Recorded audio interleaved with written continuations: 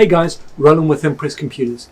Cybersecurity alerts are at an all-time high at the moment, and you need to actually add different layers to your security.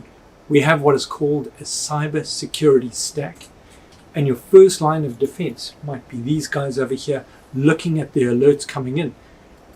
From there, we're going to put in your firewall. If they get past the firewall, then we had another layer of defense. It's called Threat Locker. Threat Locker is basically a whitelisted program that prevents any unknown programs from running. So should somebody click on a link or an attachment, it'll stop it from running, and therefore if it can't run, the bad guys can't get in.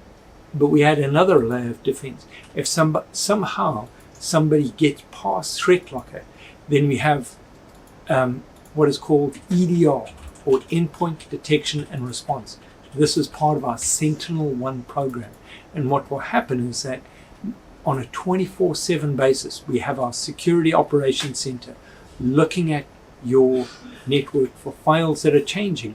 And if something's happening out of the ordinary, we can lock it down, stop the bad guys from spinning, and we get in the next morning, we can actually go in there and actually find out what happened and restore that computer without you having lost any data or from ransomware spreading from that machine to others.